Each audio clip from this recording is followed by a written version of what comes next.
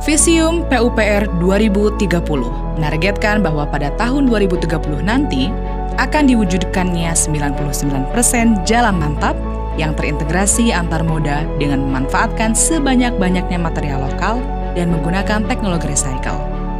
Dengan tahun 2021 yang hampir berakhir, kini tersisa 8 tahun lagi untuk mengejar target yang sudah ditetapkan. Oleh karena itu, Pusbangkom JPW telah menghadirkan seorang narasumber yang sangat kompeten untuk mengupas pandangan dan penjelasannya mengenai kebijakan serta strategi dalam mewujudkan target Visium 2030. Ya, Bapak Ibu peserta pelatihan yang berbahagia, selamat datang di studio podcast Pusbangkom JPW. Saat ini kita akan membahas tentang strategi implementasi Visium PUPR 2030, khususnya untuk bidang jalan dan jembatan.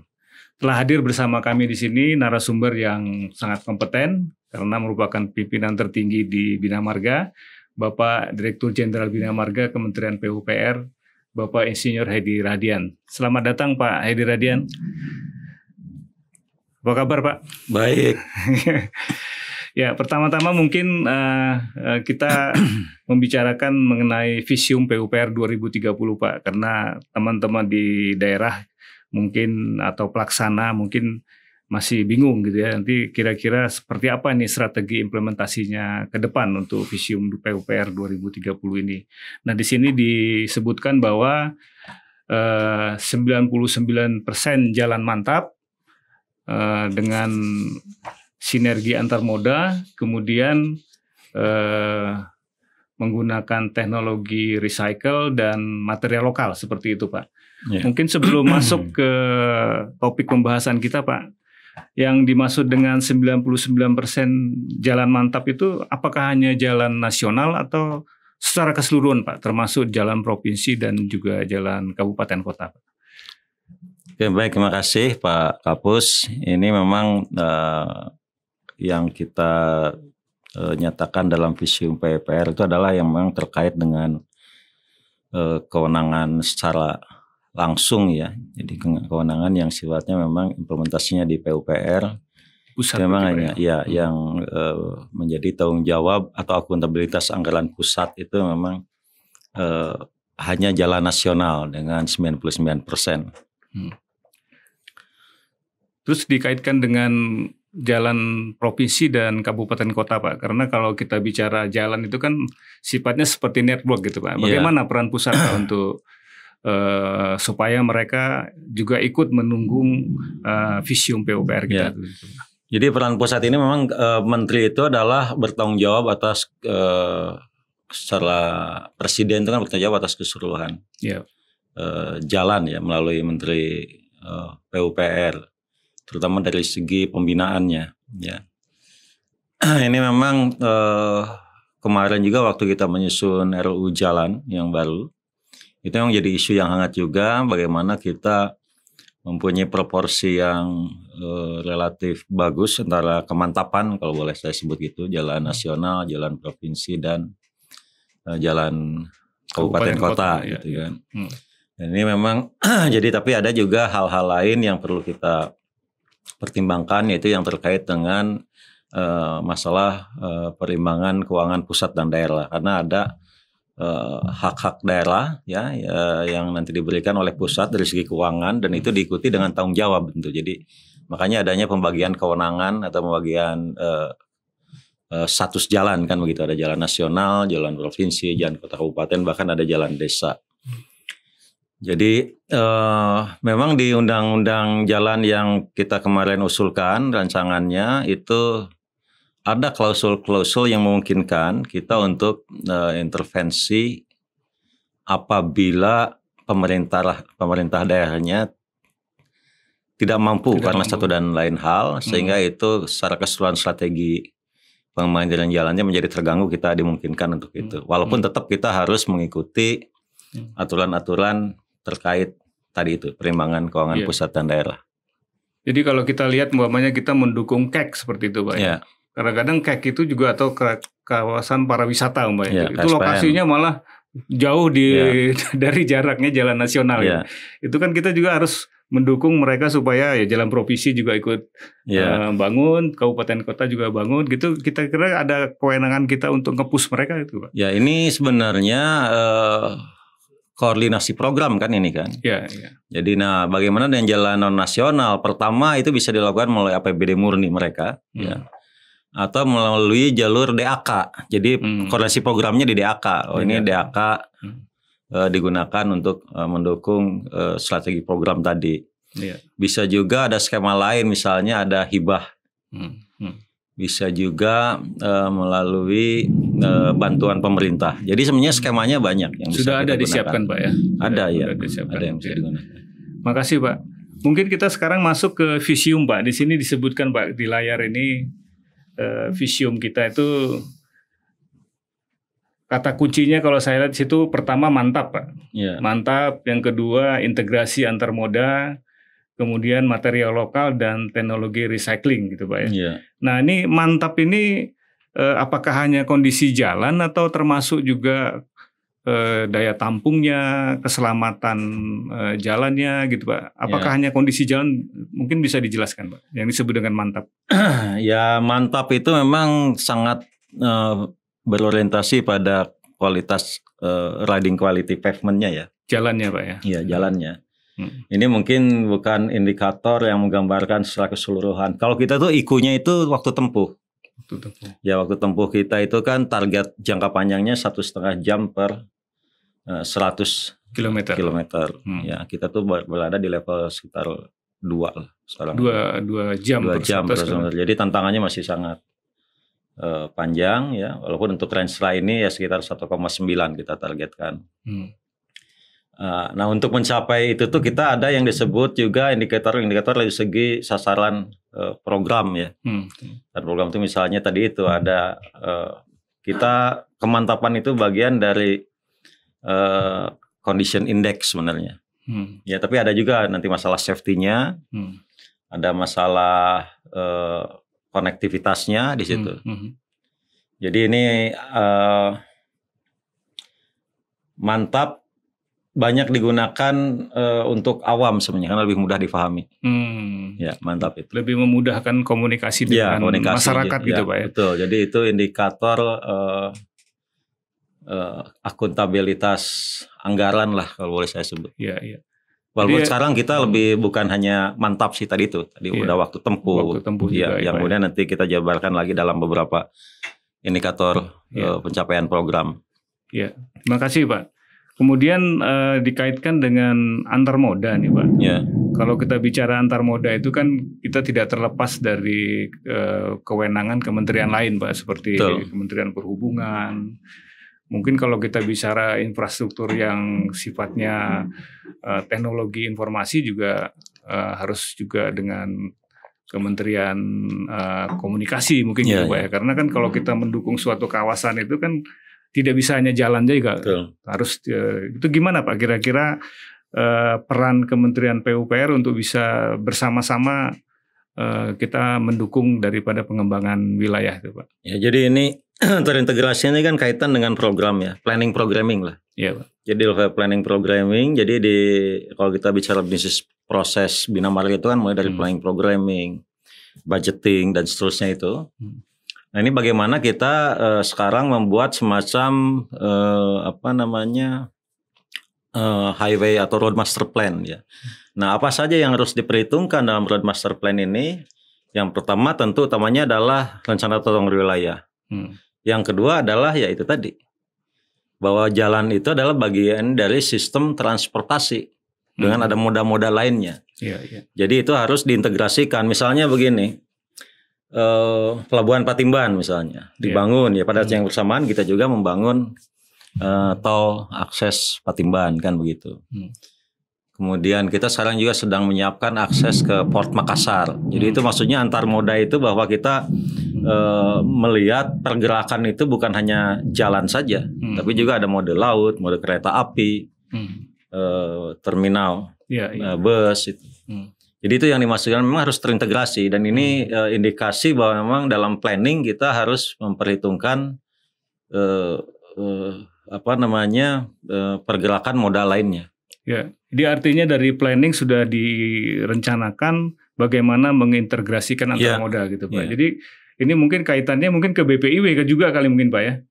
Ya. Nah, kira-kira mungkin bisa juga disampaikan Pak, kira-kira peran BPIW itu seperti apa nih supaya integrasi antar moda ini juga nanti bisa terwujud seperti itu Pak?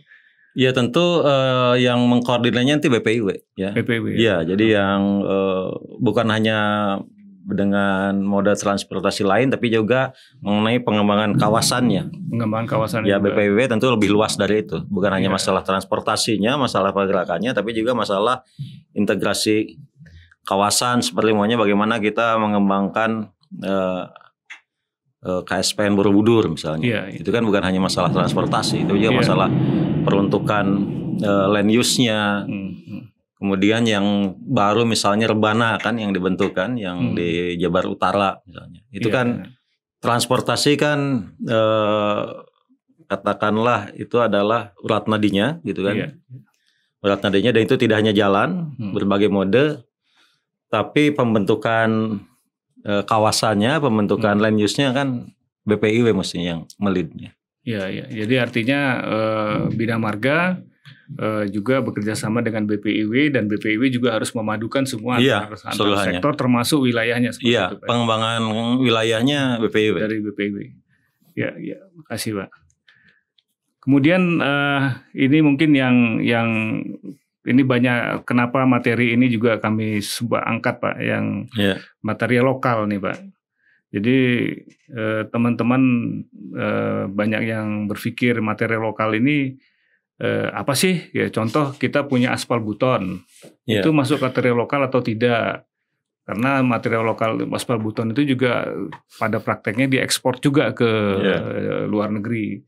Nah, terus kemudian ada pulau-pulau kecil juga mereka membangun tapi tidak memenuhi spek seperti itu Pak ya, atau istilahnya substandar gitu. Jadi kira-kira mohon dijelaskan Pak yang disebut dengan material lokal ini apa Pak?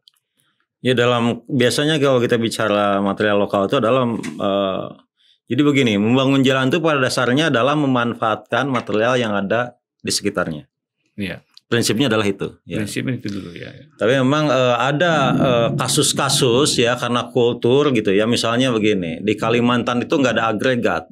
Tapi kita tahunya bahwa yang namanya jalan itu ada agregat A dan B. Jadi agregat itu dibawalah dari Merak ke sana gitu.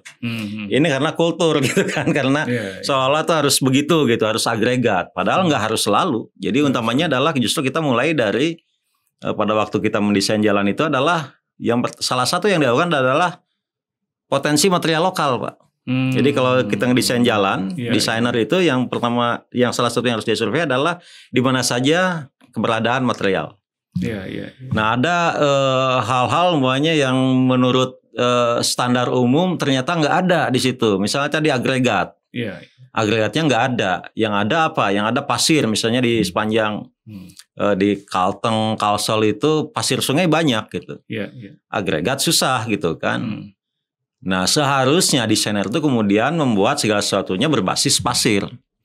Apakah itu untuk keperluan base-nya, ya untuk keperluan subbase-nya, mestinya berbasis pasir gitu. Jadi kita tuh ingin menekankan kembali bahwa pada prinsipnya jalan itu dibangun dengan semaksimal mungkin memanfaatkan material lokal. Itu intinya gitu. Wah ini baru nih Pak. Teman-teman mungkin banyak selama ini ngelihat spek dulu Pak. Iya. Nah, itu gimana Pak pesannya? Ya sebenarnya spek itu kan list of katalog ya, katalog teknologi yang bisa digunakan. Di spek kita juga sudah ada misalnya base atau subbase berbasis pasir ya, yang dikembangkan oleh teman-teman Pusjatan juga sudah ada speknya. Ya cuma itu memang kan kondisinya kan spesifik beberapa lokasi aja, jadi nggak masuk di buku umum, tapi masuknya di buku khusus gitu, di spek khusus. Yang spek khusus seperti itu? Iya, banyak sebenarnya. Kita udah akomodasi, ya termasuk dulu di Sumatera kita menggunakan soil cement kan. Atau sekarang kita di Merauke juga menggunakan itu. Ya itu memang kadang-kadang kan tidak masuk di buku umum sehingga nggak dilihat gitu, padahal di spek khusus. Kira-kira untuk proses dari mulai kita umpamanya melakukan temuan bahwa potensi suatu kawasan seperti yang Bapak katakan tadi, untuk menjadi spek khusus itu berapa lama tuh Pak? Butuh waktu Pak? Sebenarnya sih sekarang ya kondisinya mungkin hampir semua sudah ada. Oh gitu. Iya, sudah ada. Ya. Seluruh wilayah Indonesia Pak? Iya. Apapun itu rasanya ada yang berbasis misalnya batuk gamping juga ada. Kan itu sudah banyak sekali itu kan. Mungkin orang malas carinya aja, malas melihat di luar spek umum aja. Ya itu saya dengar dari teman-teman gitu, kalau umpamanya tidak masuk ke spek umum langsung di reject, padahal sebenarnya bisa tadi Bapak katakan dari potensi yang diutamakan. Hanya ini aja pemahaman kalau di luar spek umum itu nggak umum gitu, nggak semuanya. Kita nggak masuk ke spek umum biar nggak terlalu tebal spek umumnya, karena itu kan pada daerah-daerah tertentu saja, di Merauke misalnya kan sulit cari agregat. Itu satu. Yang kedua juga kadang-kadang ada kesan kalau material itu nggak biasa kita gunakan kemudian substandar. Itu padahal belum tentu gitu. Misalnya kita biasa kalau subgrade itu tanah merah gitu kan. Tanah merah itu ya di daerah Jawa ada banyak gitu kan. Tapi kalau di Kalimantan kan setengah mati cari tanah merah. Betul, Pak. Bukan berarti harus impor tanah merah, tapi kita karakterize tanah yang ada. Apakah memenuhi spek atau tidak? Karena spek itu tidak bicara soal itu tanah merah atau tidak, bicara karakteristik teknisnya gitu kan. Nah kalau sekarang punya karakteristiknya tidak cukup, tidak memenuhi, nah disitulah kemudian kita bisa campuran dengan kapur misalnya, dengan atau semen, soil semen. Jadi begitu alurnya seharusnya gitu. Ada contoh yang ini Pak, yang sukses untuk pemanfaatan material lokal gitu? Banyak banget. Oh banyak Pak ya? Banyak ya. Kita ya Merauke itu ya semuanya stabilized. Sampai sekarang ini Pak ya? Iya. Di Kalimantan Timur mostly stabilized. Di Sumatera Timur kan, Trans Sumatera Lama soil semen semua. Iya. Dan itu ya tahan sampai 15 tahun sesuai 10 tahun 15 tahun tahan sesuai dengan desain life-nya. Iya. Kalau untuk ini Pak, pulau-pulau kecil itu kan biasanya mereka sangat terbatas Pak ya, material lokalnya gitu. Tadi Bapak mengatakan kan kita harus menggali dari potensi yang ada gitu. Kira-kira untuk pulau-pulau kecil kadang-kadang jangkauannya juga susah Pak. Untuk mengimpor dari daerah lain juga selain mahal juga waktunya. Itu gimana Pak kira-kira treatmentnya kalau untuk pulau-pulau? Biasanya yang sulit itu adalah agregat ya. Kalaupun itu agregat itu biasanya kalau agregatnya untuk base subbase kan bisa diakali dengan stabilize ya. Nah mungkin yang agak sulit itu yang masih perlu kadang-kadang didatangkan itu adalah untuk lapis permukaan yang campuran aspal atau untuk beton. Ya ada inovasi-inovasi maunya beton tanpa agregat ya. Tapi itu ya memang masih terlalu mahal saat ini ya. Itu menggunakan polimer gitu kan. Tapi harga polimernya juga mahal dan tetap didatangkan juga kan gitu kan ke sana gitu kan.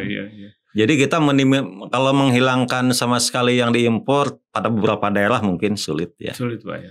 Tapi ya paling tidak kita meminimalkan karena kan kalau untuk kebutuhan lapis permukaan kan nggak sebesar kebutuhan untuk base dan subbase. Soil cement itu ada SCB kan. Soil cement base artinya bukannya subbase itu bisa digunakan untuk base Pak. Oke. Kalau secara teori stabilisasi sebenarnya nggak ada yang no issue. Karena apa? Karena kalaupun kita umpamanya tanahnya tidak begitu cocok dengan semen, kita bisa campur dulu dengan kapur ya. Ada proses granulasi baru campur semen. Jadi secara teknis teknologi sebenarnya no issue sih. Ya. Jadi artinya sebenarnya untuk pemanfaatan material lokal ini teknologi sudah tersedia sebenarnya Pak ya? Tersedia. Dan mungkin teknologi kita sendiri gitu Pak ya? Iya, artinya dari experience kita pun sudah banyak. Sudah banyak. Iya. Ya menarik sekali nih Pak, karena atau mungkin juga teman-teman tadi yang Bapak katakan itu malas ngulik Pak ya. Iya. Karena biasanya terpola gitu. Yang biasa kerja di Jawa ke Sumatera ya material yang ada di Jawa itu dianggapnya ada juga di Sumatera atau di Kalimantan. Atau Jawanisasi standar gitu Pak. Mungkin juga begitu. Jadi standar yang di Jawa diterapkan di seluruh daerah gitu. Jadi senar desain itu di bawah juga, padahal beda gitu. Ya, artinya materialnya harus berbeda pendekatannya. Ya ini mudah-mudahan juga kan kita ada ini Pak, ada program super spesialis yang tanah sulit itu Pak. Ya. Mudah-mudahan itu juga nanti bisa membantu mengoptimalkan material lokal gitu Pak. Ya. Kemudian dikaitkan dengan ini Pak, kita kan juga ada mengenai TKDN Pak, yang kandungan dalam negeri itu. Apakah material lokal itu hanya bahan yang alami aja atau termasuk juga bahan baku yang sudah diolah dalam negeri seperti itu, yang kita sebutkan material lokal? Kalau dalam pemahaman kami, material lokal itu adalah yang memang dikeluarkan dari tempat-tempat produksi di dalam negeri ya. Iya. Walaupun mungkin bahan bakunya mungkin mereka ada yang dari luar yang kita nggak tahu. Sebagian. Kalau di Bina Marga itu yang mungkin bisa disebut ada komponen luar itu sebenarnya adalah aspal. Karena aspal itu Pertamina itu memproduksinya terbatas dibanding kebutuhan gitu kan. Yeah. Cuma memang begini, jadi beberapa aspal modified itu memang diproduksinya di dalam negeri walaupun aspalnya dari luar. Yang kadang-kadang itu kita bisa kategorikan juga sebagai produk dalam negeri karena diproduksi di dalam negeri untuk menjadi aspal yang dijual di kitanya karena dia akan diracik lagi. Iya, iya. Kalau yang lainnya kita jarang, kecuali jembatan ya seperti kabel untuk jembatan tuh, kabel stay itu kita masih impor karena walaupun mungkin produsen baja kita mampu, tapi volume marketnya nggak mendukung untuk bisnisnya sustainable. Artinya gitu. Untuk investasi keperluan kita sendiri tidak ekonomis. Size-nya tidak ekonomis. Size-nya tidak ekonomis. Nah ini saya sebenarnya arahnya mau ke ini Pak, ke aspal buton ya Pak. Iya. Nah ini kan aspal buton ini kan sebenarnya secara gratis dikasih sama Tuhan untuk kita dan katanya kandungannya ratusan juta ton Pak. Saya dengar gitu. Itu gimana Pak ceritanya aspal buton Pak? Ya aspal buton itu tidak bisa secara langsung digunakan untuk kebutuhan kita karena pennya terlalu rendah. Ya artinya terlalu keras dia. Jadi itu memang harus diolah ya dan dicampur dengan mungkin aspal minyak gitu kan. Jadi pemanfaatannya sih sudah banyak ya, memang workmanship yang dibutuhkan juga lebih. AMP-nya juga agak berbeda sedikit, harus dimodifikasi. Itu yang menyebabkan mungkin aspal buton itu tidak semasif yang kita harapkan ya. Tapi memang tidak bisa langsung mensubstitusi aspal minyak, nggak mungkin karena memang karakteristiknya beda.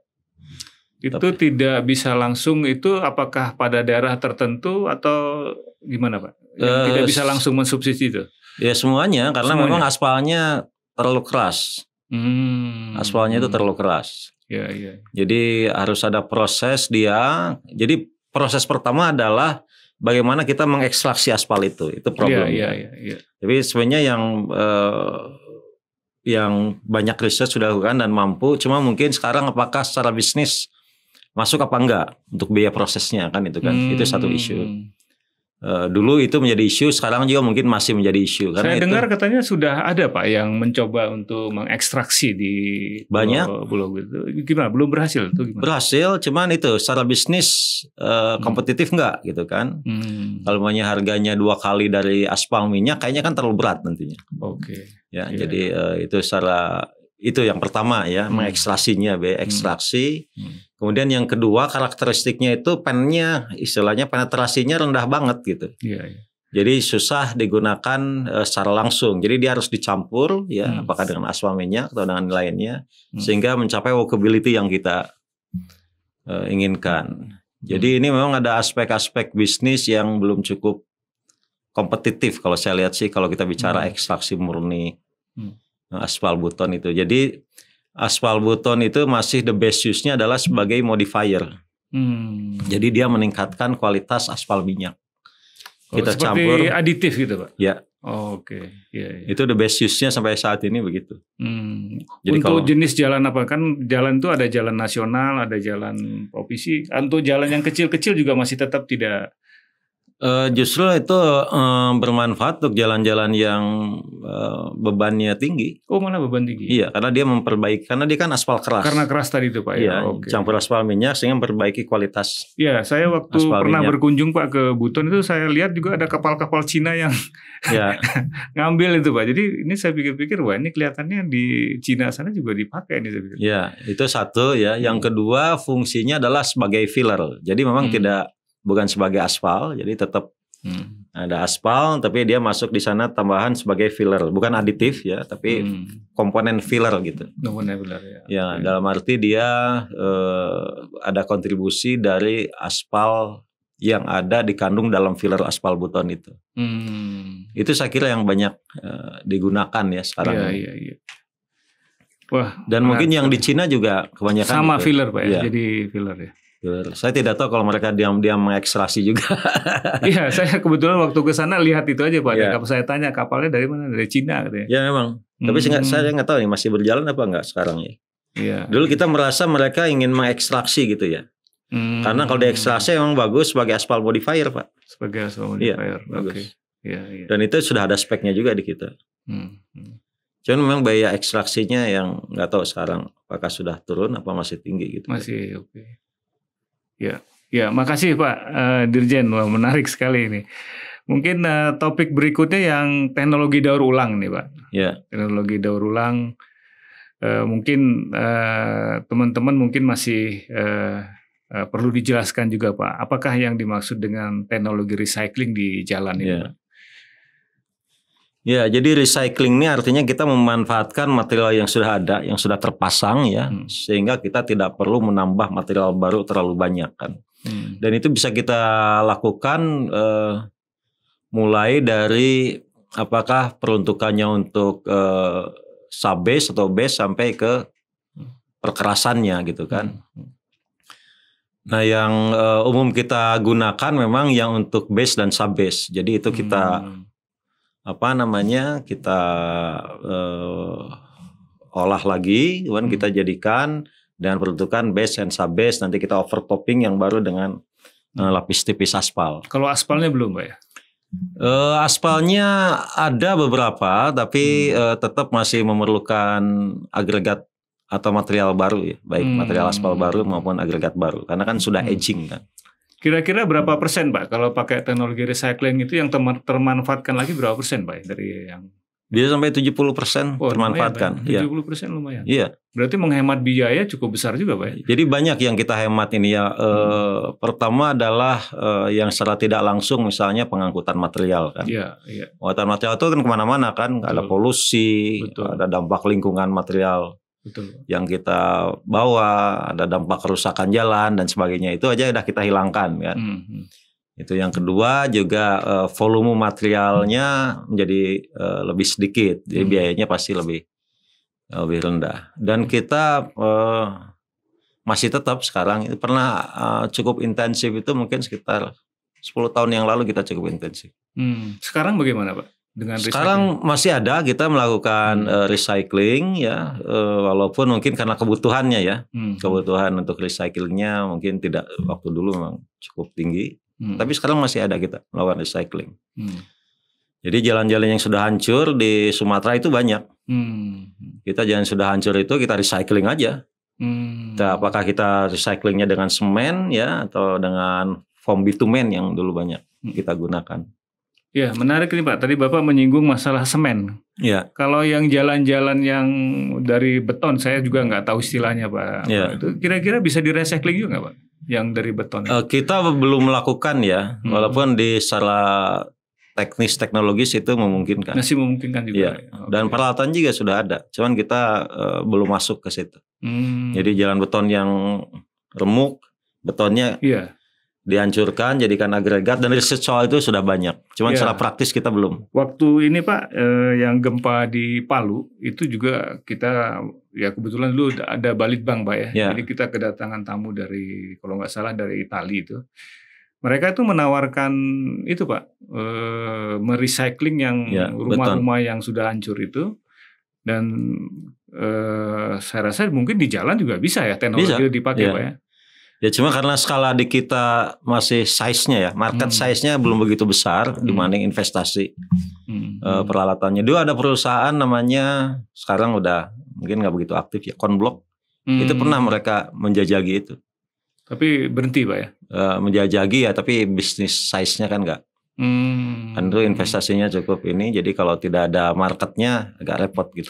Itu bicara bisnis size tadi Pak Dirjen beberapa kali menyebut Pak ya, bisnis size. Jadi kelihatannya investasi kita tertunda gitu hanya karena bisnis size apa memang kita tidak menyiapkan program khusus Pak untuk sesuatu yang inovatif, bisa kita akan inovatif lah Pak ya. Yang ini sehingga mereka dikasih umpamanya subsidi atau mungkin dikasih kemudahan atau mungkin dikasih jatah program supaya waktu mereka investasi itu mereka sudah kepikir, wah nanti saya bisa BEP gitu, break even point gitu. Itu kira-kira ada seperti itu nggak Pak? Ya ini recycling dulu kita lakukan cukup besar-besaran dalam rangka itu juga memberikan ruang yang memadai secara bisnis ya. Calon investor Pak. Ya, tapi tidak semua tentu bisa kita lakukan. Misalnya tadi recycling rigid pavement. Kalau rigid pavementnya rusaknya sedikit kan susah kita, ya kan, gitu kan, rusak. Dan biasanya kan rigid pavement itu kan blok-blok. Tahun ini cuma berapa blok rusak kan gitu kan. Jadi kadang-kadang itu ya susah juga kita. Kalau itu kemudian kita masifkan jadi menjadi kita dari segi budget juga tidak optimum kan begitu. Tapi tidak semua begitu. Ada yang memang kita ciptakan gitu ya market itu. Misalnya market asbeton itu kan kita ciptakan. Kita kan serap sampai 70.000 ton kan. Itu kita ciptakan memang kan. Kita memang ada kebijakan untuk memanfaatkan itu gitu. Atau aspal karet sekarang ya. Aspal karet itu juga kita policy. Ya ini juga mau pertanyaan saya berikutnya Pak. Bagaimana dengan sampah plastik dari fly ash, limbah tailing itu juga kelihatannya nih Pak, ini mungkin saya kurang ngikutin perkembangan, kelihatannya nggak kedengaran lagi nih Pak, gimana ini? Tailing kemarin Freeport ngirim cukup banyak ke Merauke. Ya, cuma kita memang bersedia menggunakan itu kalau memang di drop sampai ke titik tertentu di Merauke oleh mereka gitu. On-site Pak ya? On-site, karena kalau kita bawa itu cost-nya menjadi terlalu tinggi juga gitu. Padahal mereka sebenarnya kan ada kewajiban juga dari KLHK bahwa mereka kan harus mengelola itu. Tapi kemarin mereka mengirimkan itu. Artinya masuk, hitungan mereka mungkin masuk Pak, daripada mereka mengolah sendiri ya. Jadi kita buat titik stockyard ya, 3 titik itu untuk mereka. Dan itu gunakan nanti untuk pembangunan jalan. Oke, Pak. Aspal plastik masih berjalan. Jadi kita tiap tahun mengeluarkan instruksi penggunaan teknologi-teknologi seperti itu. Aspal karet di mana, aspal beton di mana, aspal plastik di mana, itu kita keluarkan. Tapi mungkin nanti kita harus intensifkan itu untuk pemanfaatan di jalan daerah mungkin. Ini memang jalan daerah ini isu yang masih harus kita penetrasi ya, lebih dalam ya. Kita sebenarnya ada unitnya, ada kasubdit jalan daerah nanti yang memang kita bisa tugaskan untuk itu, pemanfaatan teknologi itu. Termasuk plastik itu kan? Itu kebetulan saya dulu pernah di Balitbank yang menginisiasi juga Pak, yang mesin cacah itu. Tapi ternyata berhenti juga. Karena ini supply chain-nya kan harus di-maintain ya. Itu Pak. Misalnya plastiknya ada nggak? Sampah plastiknya gitu. Jadi itu memang harus ada. Bukan hal yang bisa sambil lalu gitu. Harus serius di-maintain betul. Harus kelembagaannya juga diciptakan juga. Ini agak sensitif yang berikut ini Pak. Ini fakta di lapangan Pak. Itu terutama daerah perkotaan Pak. Daerah perkotaan itu teman-teman itu kan kalau ada jalan rusak itu suka di overlay. Itu akhirnya lama-lama halaman rumah itu ada yang bisa 50 cm lebih rendah dari jalan gitu Pak. Ada malah yang menyinggung, wah ini melanggar HAM juga gitu. Kok kita lama-lama jadi malah ditenggelamkan di rumah kita gitu gimana Pak kebijakan? Soalnya kebijakan kita adalah perkotaan gitu levelnya tetap. Jadi artinya apa? Kalau ada kebutuhan overlay kita harus di milling dulu. Digaruk dulu lah kalau masalahnya digaruk baru di overlay. Itu udah jadi peraturan seperti apa Pak? Legalitasnya seperti apa Pak yang tadi Pak? Yang itu kan lebih banyak di aspek desain ya. Di aspek bagaimana kita mendesain itu, apakah kita mendesainnya overlay atau kita mendesainnya dengan mill and lay istilahnya ya, di milling baru di overlay. Memang kalau untuk daerah-daerah antar kota kita nggak melakukan itu karena terus terang biayanya lebih tinggi. Tapi untuk perkotaan sih karena kita harus menjaga level curb dan sebagainya kan. Kalau nggak curbnya dia tenggelam dia. Dan kebanyakan kalau sudah masuk perkotaan itu lebih banyak jalan kabupaten kota atau jalan ya itu gimana Pak cara mengendalikan teman-teman nih Pak? Ya ini memang PR kita ya, karena kita memahami mereka tidak melakukan itu mungkin karena budget ya, salah satunya ya, karena itu kan mill and lay pasti lebih mahal dari hanya overlay kan gitu kan. Ya mungkin ini sesuatu yang harus kita pikirkan ke depan nih untuk namanya. Memang lebih banyak kepada policy penyelenggara jalannya sih. Iya. Penyelenggara jalannya. Itu banyak sekali Pak di lapangan itu fakta itu terutama daerah-daerah kota-kota tua gitu Pak ya. Itu kadang-kadang bisa 1,5 meter lebih itu pintunya mereka jual ke dalam begitu Pak. Ini itu sebenarnya itu manfaat dari recycling kan. Iya. Sebenarnya kan. Itu kan kita bisa garuk, kita recycling. Kita sebenarnya banyak sekali sekarang melakukan milling itu kan. Bahkan biasanya itu kita stok milling itu. Dan itu kita gunakan biasanya untuk penambalan darurat. Iya. Jadi saya nggak tahu kalau di jalan-jalan kabupaten kota ya. Kenapa mereka itu? Dugaan saya sih karena budget constraint mungkin ya. Nge-milling itu. Jauh nggak Pak antara kalau overlay, kalau kita recycling? Ya kita ada biaya yang ngegaruknya aja. Biaya yang tadi Pak Dirjen mengatakan bisa menghemat 70% dari sisi. Kalau di recycling ya. Di recycling gitu ya. Kalau overlay kan artinya mereka kan tetap ngambil dari luar gitu. Kalau seandainya dihitung gitu, teman-teman daerah ini sebenarnya ya harusnya ya mungkin beda-beda tipis kalau seandainya ini gitu. Ya pertama begini, tidak semua mill and lay itu recycling. Jadi mill and lay kadang-kadang itu digaruk terus disimpan aja. Wrap-nya istilahnya ya, reclaim asphalt pavement-nya itu disimpan terus mereka overlay biasa gitu, nggak memanfaatkan teknologi recycling karena mungkin keterbatasan supplier yang memiliki alat recyclingnya. Alat juga menentukan, Pak. Jadi alatnya itu tidak seperti alat biasa. Agak berbeda, ada alat recycling terbatasan ya. Berarti butuh investasi juga untuk. Butuh investasi dan investasi butuh market size kan gitu kan. Iya. Ya Pak. Ya mungkin ada tambahan dari Bapak Pak untuk teman-teman khususnya di teman-teman di Bina Marga karena ini juga nanti akan menjadi bahan pembelajaran Pak bagi teman-teman kira-kira dalam rangka kita menjalankan pembangunan jalan ini agar tetap sustain tapi visium yang seperti kita harapkan tadi itu bisa tercapai itu. Ya jadi tadi yang sudah kita bahas saya kira perlu kita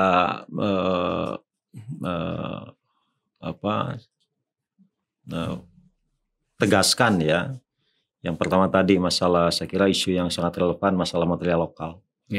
Teman-teman harus memang menggunakan kemampuan engineeringnya, bagaimana kita memanfaatkan material lokal. Memang ini butuh effort yang lebih, ya. Dibanding pakai standar-standar aja, tinggal impor dari Palu atau impor dari Merak, gitu kan. Dan juga kita mungkin banyak yang juga mungkin teman-teman yang tidak terbiasa dengan teknologi itu, sehingga kan harus keluar dari zona nyamannya kan gitu kan.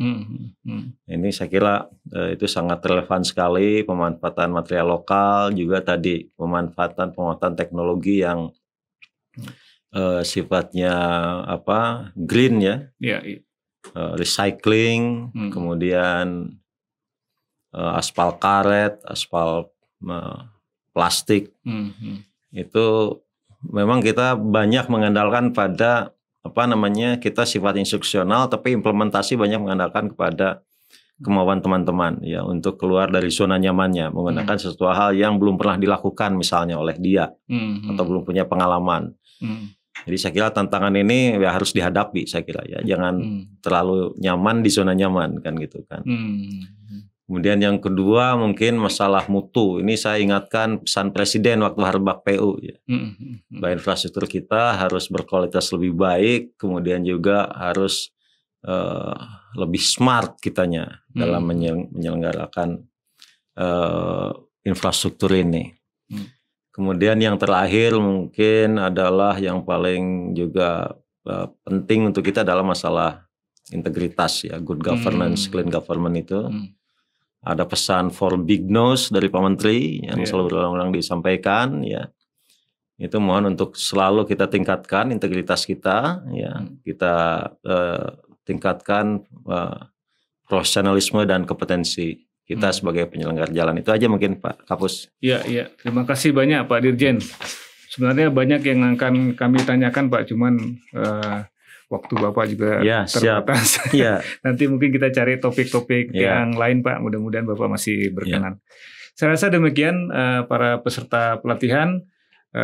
Tadi kita banyak mendengar arahan dari Pak Dirjen. Jadi memang sengaja kita batasin lebih kepada kebijakan dan strategi di sini.